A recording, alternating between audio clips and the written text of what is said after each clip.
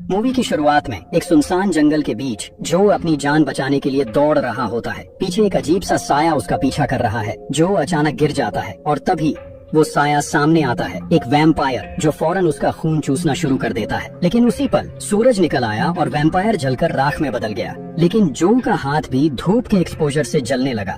इसका मतलब अब वो भी वैम्पायर बन चुका था। वो धीरे धीरे पेड़ों के साए में छिपते हुए चलने लगा ताकि धूप से बचा सके।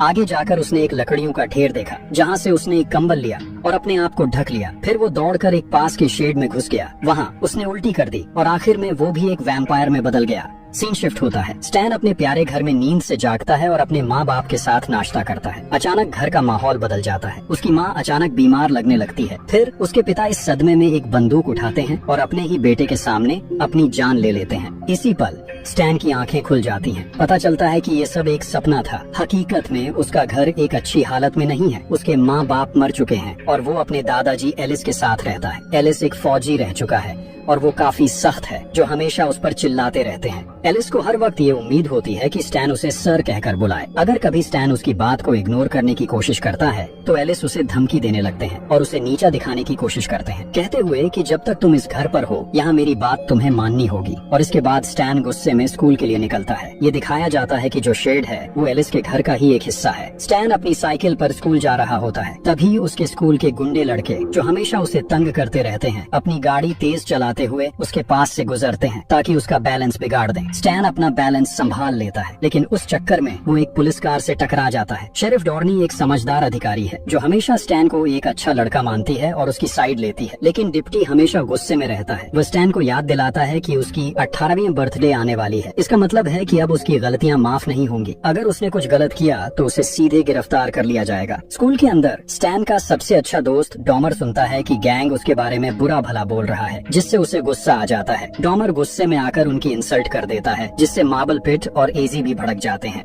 थोड़ी देर में सब एक दूसरे को धक्का देने लगते हैं। तभी रॉक्सी और स्टैन डॉमर की मदद करने के लिए वहाँ पहुँचते हैं। स्टैन लड़ाई शुरू करने ही वाला होता है लेकिन तभी एक टीचर आकर सबको रोक लेता है और सख्त आवाज में उन्हें उनकी क्लास में जाने के लिए कहता है। क्लास के बाद डॉमर गुस्से में बोलता है कि वो अब इन सब से तंग आ चुका है और एक दिन वो गैंग के सभी लोगों को मार डालेगा। वो रॉक्सी के खिलाफ भी बात करता है जो पहले उनके साथ थी लेकिन अब वो पॉपुलर बच्चों के साथ टाइम स्पेंड करना पसंद करती है। फिर भी स्टैन अपने क्रश को छोड़ नहीं पाता, उसके बारे में सोचता रहता है। बाद में स्टैन घर पर छुपकर अपने माँ बाप की तस्वीरें देख रहा होता है लेकिन तभी एलिस उसे घास काटने के लिए चिल्लाते हुए बुलाता है। जब स्टैन बाहर जाता है तो देखता है कि कुत्ता शेड की तरफ भौंक रहा है लेकिन स्टैन उसकी वार्निंग नहीं समझता और शेड में घुस जाता है। घास काटने की मशीन ढूंढते ढूंढते उसे टेबल पर कुछ दांत मिलते हैं। उसी पल वैम्पायर बाहर आता है और उस पर हमला करने की कोशिश करता है जिससे स्टैन गलती से खिड़की खोल देता है। जलती हुई धूप वैम्पायर को पीछे रोक देती है और स्टैन शेड से बाहर भाग जाता है। स्टैन सोचता है कि कोई पागल साइको उसके शेड में छुपा हुआ है। स्टैन उसे चिल्लाते हुए बाहर आने के लिए कहता है और जब कोई जवाब नहीं मिलता तो वह कुत्ते को उसके पीछे भेज देता है। जैसे ही कुत्ता अंदर जाता है उसकी चीखने की आवाज आती है और उसका सर शेड से बाहर फेंक दिया जाता है। इसे देख स्टैन इतना डर जाता है कि वो सीधा घर के अंदर भागता है एक हथियार लेने के लिए। तभी एलिस आता है और उसे डांटने लगता है। स्टैन अपने कुत्ते और उस पागल के बारे में बताता है लेकिन एलिस को स्टैन की बातों पर यकीन नहीं होता। वो खुद जाकर देखने का फैसला करता है। स्टैन एलिस को समझाने की कोशिश करता है कि हमें पुलिस को बुलाना चाहिए लेकिन एलिस नहीं सुनता। जब वो बाहर जाता है और अपने कुत्ते को मरा हुआ देखता है तो उसका दिल टूट जाता है। गुस्से में वो अपनी लाठी स्टैन को देता है और खुद एक लकड़ी का डंडा उठाकर शेड में घुस जाता है। कुछ देर तक बस सन्नाटा छाया रहता है। फिर एलिस शेड के अंदर से चिल्लाता है कि वहाँ कोई नहीं है, बस उसके कुत्ते की लाश है। लेकिन अचानक उसकी चीखें गूंज उठती हैं। वही अजीब और डरावनी आवाजें फिर से सुनाई देती हैं। इसके बाद आवाजें एकदम से बंद हो जाती हैं और एलिस गंभीर चोट के साथ दरवाजे से बाहर गिरता है। स्टैन अपने दादाजी की मदद करने की कोशिश करता है लेकिन तभी वैम्पायर एलिस को खींचकर वापस शेड के अंदर ले जाता है और दरवाजा बंद करके उसे खत्म कर देता है। स्टैन बुरी तरह से डर जाता है। वो तुरंत शेड का दरवाजा एक डॉग चेन से लॉक कर देता है लेकिन एलिस का खून दरवाजे के नीचे से बहता हुआ बाहर आता है। खौफ और सदमे में स्टैन भागते हुए घर जाता है और एलिस की रखी हुई बियर उठाकर पीने लगता है जो उसने पहले कभी नहीं पी थी। स्टैन पुलिस को फोन करने की सोचता है लेकिन उसे याद आता है कि वो पहले से ही प्रोबेशन पर है और यह सब उसके ऊपर आ सकता है। डर के मारे वो फोन छोड़ देता है और तय करता है कि पहले शेड को अच्छे से सील करेगा। देगा ताकि वैम्पायर वहाँ से भाग न सके और किसी और को नुकसान न पहुँचा पाए। उस रात अचानक स्टैन के बेडरूम का दरवाजा कोई खोलने की कोशिश करता है। उसे लगता है कि शायद एलिस है, लेकिन जब वो बाहर आता है तो कॉरिडोर में कोई नहीं होता। पावर भी चली गई होती है और एक अजीब सी गुनगुनाहट में उसे एलिस की आवाज सुनाई देती है। वो एलिस के कमरे में जाकर चेक करता है, लेकिन तभी पीछे से एलिस जोर से उसका नाम चिल्लाता है। स्टैन पलटकर देखता है, लेकिन वहाँ कोई नहीं होता। अब ये आवाजें नीचे से आने लगती हैं। स्टैन डरते हुए शेड तक जाता है जहाँ एक अजीब सी रोशनी चमक रही होती है। अब आवाज और गहरी और डरावनी हो जाती है। एलिस की आवाज कहती है, स्टैन, तू चाहता था मैं मर जाऊं। और उसी वक्त स्टैन एकदम से अपने कमरे में जाग जाता है। पता चलता है कि ये सिर्फ एक सपना था। अगली सुबह स्कूल में रॉक्सी स्टैन से बात करने की कोशिश करती है, लेकिन उसी वक्त मार्बल बीच में आकर अपने होमवर्क में मदद मांगता है। रॉक्सी को पता है कि उसका मार्बल के साथ रहना स्टैन को पसंद नहीं है, क्योंकि मार्बल का बिहेवियर काफी टॉक्सिक है। लेकिन रॉक्सी सिर्फ इसलिए मार्बल के साथ है ताकि अपना आखिरी साल बिना बुली हुए निकाल सके। स्टैन को लगता है कि ये फैसले सिर्फ हाई स्कूल तक नहीं रुकते, बल्कि ये पूरी जिंदगी तक उनका पीछा करते हैं। उसके मन में बहुत कुछ चल रहा है और वो एलिस के साथ जो भी हुआ उसके बारे में कन्फेस करने का सोचता है। स्टैन फिर अपनी बात पूरी करने ही वाला होता है कि तभी डॉमर बीच में आ जाता है, जो स्टैन को इरिटेट कर देता है। गुस्से में स्टैन वहाँ से अकेला चला जाता है। स्कूल से निकलते वक्त गैंग फिर से डॉमर का मजाक उड़ाता है। इस बार डॉमर गुस्से में उन्हें 2 उंगलियां दिखा देता है। इससे वो और भी ज्यादा गुस्से में आ जाते हैं और उसका पीछा करते हैं। घर पर स्टैन देखता है कि शेड का दरवाजा हिल रहा है। वो जल्दी से एक बैट उठाता है और धीरे धीरे शेड के करीब जाता है। अचानक वैम्पायर शेड का दरवाजा तोड़ देता है और स्टैन का गला पकड़ लेता है, जिससे स्टैन को उसका डरावना चेहरा दिखता है। तभी सूरज की रोशनी से वैम्पायर के हाथ जलने लगते हैं, जिससे स्टैन को अपने आप को छुड़ाना आसान हो जाता है और वैम्पायर फिर चला जाता है। इसी दौरान डॉमर वहाँ आ जाता है, खून से लथपथ, और गुस्से में स्टैन से चिल्लाते हुए कहता है, तूने मुझे अकेला क्यों छोड़ दिया? स्टैन उसे समझाता है कि एलिस और उसका कुत्ता मर चुके हैं और शेड में एक मॉन्स्टर है। डॉमर उस पर यकीन नहीं करता, तो स्टैन कहता है कि वो खुद ही जाकर देख ले, लेकिन पहले वो कुछ चीजें उठाता है ताकि दरवाजे के छेद को बंद कर सके। अचानक डॉमर अपना नाम सुनने लगता है और जब वो करीब जाता है तो एक वैम्पायर दरवाजे पर दिखाई देता है। स्टैन तुरंत उस छेद को बंद करने के लिए भागता है और डॉमर उससे कील लगाने में मदद करता है। उसके बाद डॉमर एक्साइटेड हो जाता है, क्योंकि उसे लगता है कि वो मॉन्स्टर का इस्तेमाल गैंग को मारने के लिए कर सकते हैं। लेकिन स्टैन को लगता है कि यह कुछ ज्यादा हो रहा है। वो किसी भी कत्ल का हिस्सा नहीं बनना चाहता और न ही डॉमर को ऐसा करने देगा।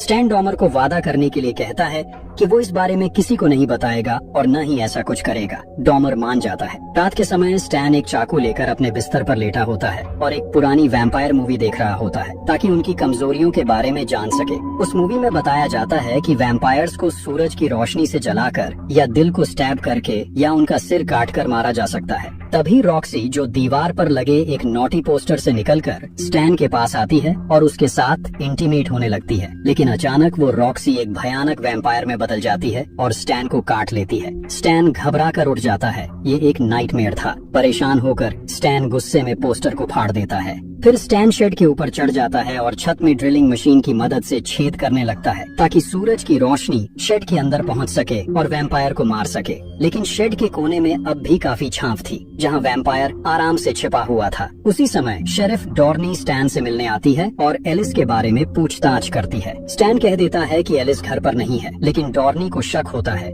क्योंकि एलिस की कार बाहर खड़ी होती है। स्टैन यह दावा करता है कि उसे नहीं पता एलिस कहाँ गया और इसे उनकी शराब पीने की आदत पर डाल देता है। शेरिफ डॉर्नी फिर उसे बताती है कि ऊपर की ओर रहने वाले एक परिवार के सारे खरगोश मारे गए हैं और जब उस परिवार के आदमी ने चोर को पकड़ने की कोशिश की तो वो खुद भी गायब हो गया। जब डॉर्नी उस आदमी की तस्वीर दिखाती है तो स्टैन पहचान जाता है कि ये जो ही है, लेकिन झूठ बोलते हुए कहता है कि वो इस आदमी को पहली बार देख रहा है। डॉर्नी को शक होता है और वो जोर देती है कि स्टैन को वो स्कूल छोड़ देगी। जब तक स्टैन तैयार हो रहा होता है, डॉर्नी एलिस की लाठी जमीन पर पड़ी हुई देख लेती है। स्कूल में रॉक्सी स्टैन के जख्मों को लेकर चिंतित होती है, लेकिन उनका ये मोमेंट फिर से एक गंदा सेक्सिस्ट कमेंट सुनकर बर्बाद हो जाता है, जो मार्बल बोल रहा होता है। स्टैन रॉक्सी की तरफ से उससे जवाब देता है, पर मार्बल रॉक्सी के खिलाफ घटिया बातें करने लगता है। ये सुनकर स्टैन को गुस्सा आ जाता है और वो मार्बल को जोर से मुक्के मारने लगता है। उसे जमीन पर गिराकर बार बार उसके चेहरे पर मुक्के मारने लगता है। तभी एक टीचर आके उसे रोकता है। टीचर स्टैन से कहता है कि वो एलिस से बात करना चाहता है। वो अनाउंस करते हैं कि एलिस के साथ एक मीटिंग ऑर्गेनाइज की जा रही है, लेकिन जब एलिस ने फोन नहीं उठाया तो डॉर्नी को उसे लाने के लिए भेज दिया गया। ये सुनकर स्टैन के होश उड़ जाते हैं। उसे डर लगता है कि शेरिफ की जान खतरे में है। बिना समय गवाए स्टैन स्कूल से भाग निकलता है और इस दौरान उसे पता नहीं होता कि मार्बल उसका पीछा कर रहा है। एलिस के घर पर डॉर्नी दरवाजे की घंटी बजाती है, लेकिन कोई जवाब नहीं मिलता। अचानक उसे शेड के अंदर से अजीब आवाजें सुनाई देती हैं। डॉर्नी को ऐसा महसूस होता है कि कुछ जोर से शेड के दरवाजे से टकराया है और फिर उसे एलिस की आवाज सुनाई देती है, जैसे वो मदद मांग रहा हो। घबराई हुई डॉर्नी जल्दी से ताला तोड़ने के लिए गोली चलाती है, लेकिन दरवाजा खोलने से ठीक पहले स्टैन वहाँ पहुँच जाता है। डॉर्नी अपनी गन उस पर तान देती है और स्टैन उसे समझाने की कोशिश करता है कि शेड में एलिस नहीं बल्कि जो है, जो अब एक वैम्पायर बन चुका है। लेकिन डॉर्नी स्टैन की बातों को नजरअंदाज करती है और एलिस को बचाने के लिए शेड का दरवाजा खोल देती है।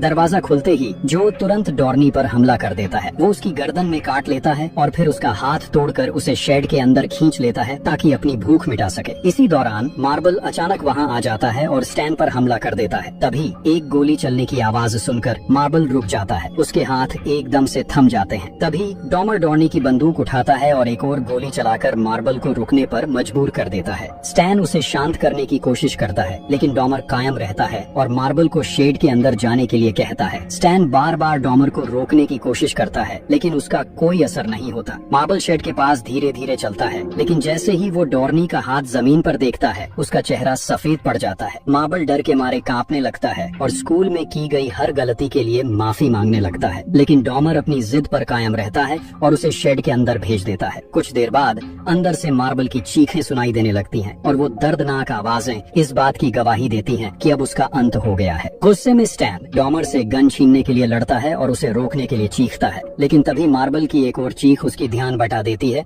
और डॉमर इस मौके का फायदा उठाकर स्टैन पर हमला करता है, जिससे स्टैन बेहोश हो जाता है। कुछ देर बाद रॉक्सी स्टैन को उठाती है, लेकिन डॉमर वहाँ से गायब हो चुका होता है और शेड का दरवाजा खुला हुआ मिलता है। रॉक्सी घबराई हुई नजरों से जमीन पर पड़े हाथ को देखती है। स्टैन धीरे धीरे शेड के अंदर जाता है, यह देखने के लिए कि क्या हो रहा है। अंदर उसे मार्बल के ब्रास नकल्स जमीन पर पड़े मिलते हैं और अंधेरे के कोने में मार्बल का शरीर दिखाई देता है। जैसे ही स्टैन मार्बल की लाश के पास जाता है, वो गिर जाती है और पीछे से डॉमर एक वैम्पायर के रूप में प्रकट होता है। डॉमर बताता है कि जो अभी जा चुका है, लेकिन वह जल्द ही वापस आएगा। वो धीरे धीरे स्टैन की तरफ बढ़ता है। उसे इस बात की परवाह नहीं होती कि धूप की रोशनी उसके शरीर को जला रही है। उसी वक्त रॉक्सी की नजर डॉमर पर पड़ती है और वो जोर से चीखने लगती है। इस डिस्ट्रैक्शन का फायदा उठाकर डॉमर स्टैन पर हमला करने की कोशिश करता है, लेकिन स्टैन तुरंत पास पड़ी एक लकड़ी उठाकर उसे मार देता है। इसके बाद स्टैन जल्दी से शेड का दरवाजा बंद करता है और घबराई हुई रॉक्सी को गले लगाता है, लेकिन उनका डर अभी खत्म नहीं होता, क्योंकि अचानक डॉमर शेड से बाहर निकल आता है। डॉमर माफी मांगता है, लेकिन तब तक धूप उसके शरीर को जलाने लगती है। स्टैन उसे बचाने के लिए एक शीट लेकर आता है, पर तब तक बहुत देर हो चुकी होती है। फिर स्टैन सब कुछ रॉक्सी को बता देता है और वो दोनों रात के लिए तैयारी करने लगते हैं। स्टैन और रॉक्सी ने डॉमर की डेड बॉडी को शेड में रखा और खुद घर के अंदर जाकर हर खिड़की और दरवाजा सील कर दिया। फायरप्लेस में आग जलाकर उन्होंने कुछ लकड़ियों से स्टेक्स बनाए और घर में जितनी छुरियां मिल सकती थी सब इकट्ठा कर ली। स्टैन अपने आप को इस सब के लिए जिम्मेदार मानता है, लेकिन रॉक्सी उसे दिलासा देती है।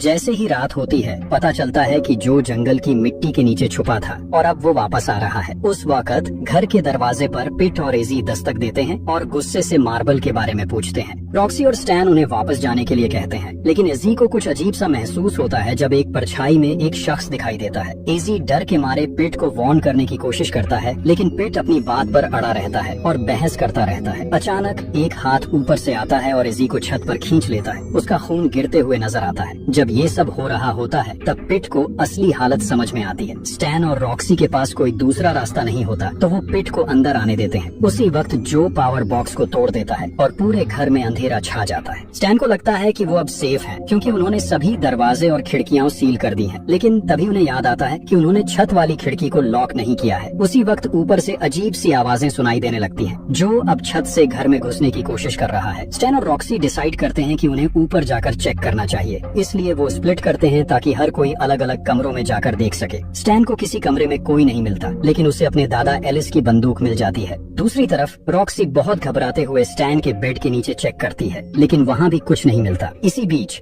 पिट एक खुली हुई खिड़की देखता है और उसे बंद करने के लिए आगे बढ़ता है, बिना ये देखे कि फर्श पर टूटे हुए शीशे हैं। जब वो मुड़ता है तो एक वैम्पायर बन चुका एजी उस पर अटैक करता है। उसी वक्त रॉक्सी पर हमला होता है और उसे उठा के एटिक में ले जाया जाता है। स्टैन रॉक्सी की चीख सुनकर उसे बचाने के लिए भागता है, लेकिन उसका रास्ता एजी और पिट रोक लेते हैं। डर से स्टैन एक कमरे में दौड़कर जाता है और एक चेयर से दरवाजा लॉक कर देता है ताकि बुलेट्स ढूंढ सके, जबकि पिट एक एक्स से दरवाजा तोड़ने की कोशिश करता रहता है। जैसे ही स्टैन गन को लॉड करता है, वो गन को पिट के मुंह में डालकर गोली चला देता है और एक साथ दोनों वैम्पायर्स को खत्म कर देता है। एटिक में रॉक्सी पर जो अटैक करने ही वाला होता है, लेकिन उसी वक्त स्टैन वहां आ जाता है और उसे इंटरप्ट करता है। स्टैन गोली चलाता है और पहली गोली जो के हाथ को चोट पहुंचाती है, लेकिन जो इतना फास्ट होता है कि वो जल्दी से गन छीन लेता है और स्टैन को दूसरी गोली चलाने का मौका नहीं मिलता। जो का इरादा अब रॉक्सी पर अटैक करने का होता है, लेकिन उसी वक्त स्टैन चिल्लाता है और वो छुरी फेंकता है। जो उससे बच जाता है, लेकिन छुरी गलती से